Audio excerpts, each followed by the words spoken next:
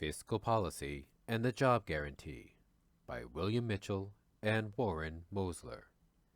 Introduction.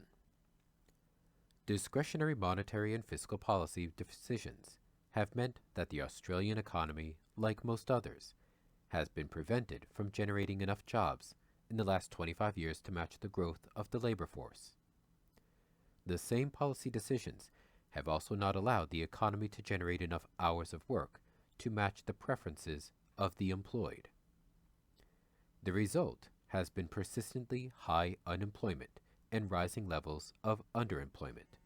Mitchell and Carlson, 2001.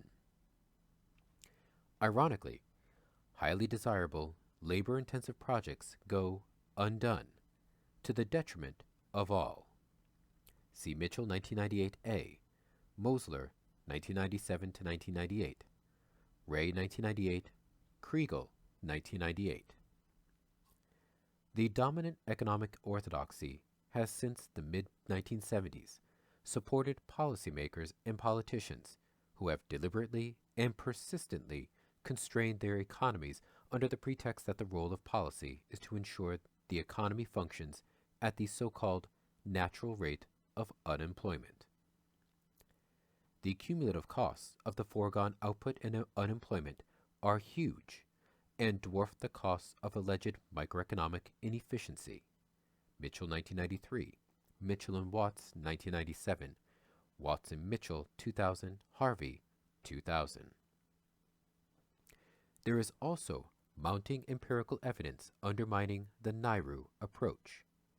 Chang, 1997, Fair, 2000, Akerlof et al., 2000, Mitchell, 2001a, Mitchell and Muskin, 2001.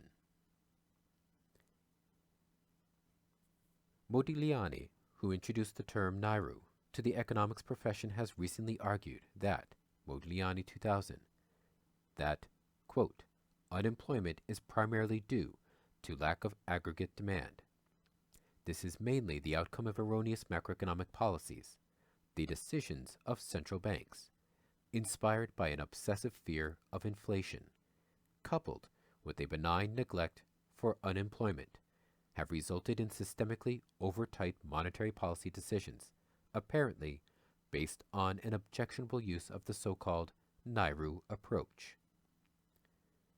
The contractive effects of these policies have been reinforced by common, very tight fiscal policies. End quote.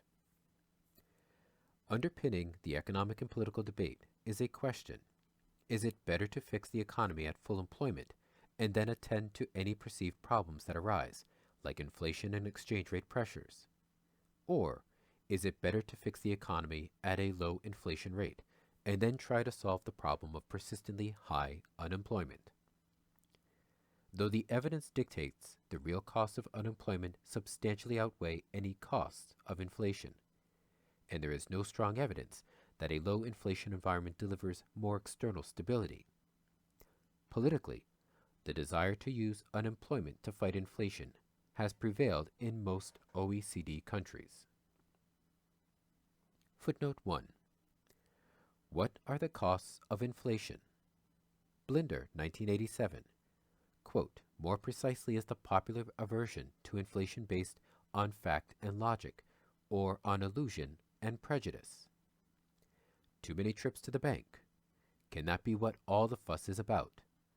Can that be all there is to the cost of inflation?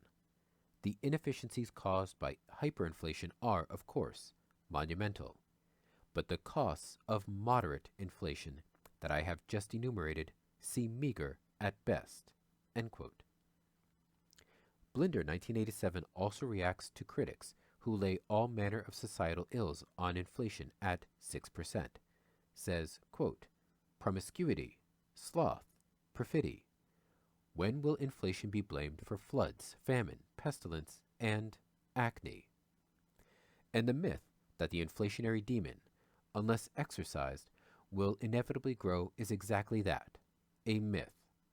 There is neither theoretical nor statistical support for the popular notion that inflation has a built-in tendency to accelerate. As rational individuals, we do not volunteer for a lobotomy to cure a head cold. Yet, as a collectivity, we routinely prescribe the economic equivalent of lobotomy, high unemployment, as a cure for the inflationary cold. Why? End quote. End footnote. Voters have been convinced it is better to suffer high unemployment than to risk even moderate levels of inflation. As a consequence, full employment has been abandoned in most OECD countries. With this myopic Nauru buffer stock attack on employment, unemployment will continuously inhibit both real growth and the standards of living of the Australian people. See Mitchell 2001a, Mitchell and Muskin 2001 for Australian and Dutch evidence to support Modigliani's claim. In this paper, we argue that there is another option available. Instead of mandating a buffer stock of unemployment to stabilize prices, governments can both more effectively anchor prices and maintain full employment with an open-ended, fixed-wage buffer stock of employed workers. We termed this approach the job guarantee policy. Mitchell, 1998a and 2000a, Mosler, 1997 to 1998, and Ray, 1998. Footnote 2. Mosler, 1997 to 98, and Ray, 1998, used the term employer of the last resort, ELR, instead of the job guarantee. The two policy approaches are virtually identical. End footnote. The paper juxtaposes these two buffer stock options, employment, the job guarantee, versus unemployment, Nauru. We confine ourselves to the macroeconomic issues only, including A, the impact and implications of the impact on the budget deficit, B, the implications for inflation, and C, the implications for the balance of payments. A number of papers have analyzed broader microeconomic concerns. See Mitchell 1998a, Kriegel 1998, Ray 1998, Forstater 2000, and Mitchell and Watts 2001. We show that the job guarantee approach represents a break in paradigm from both traditional Keynesian policies and the Nauru buffer stock approach. The difference is a shift from what can be categorized as spending on a quantity rule to spending on a price rule.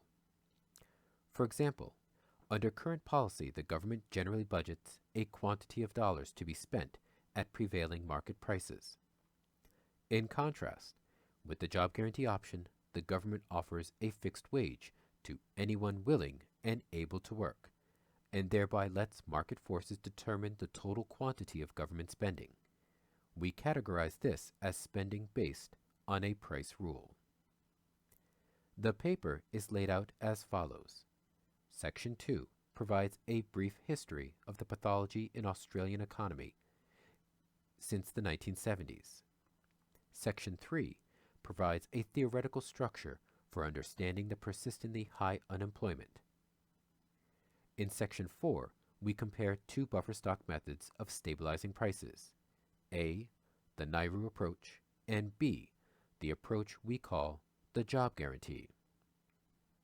Section 5 examines the financial implications of using budget deficits to facilitate the job guarantee policy. In Section 6, we briefly review the balance of payments effects of introducing the job guarantee policy. Concluding remarks follow.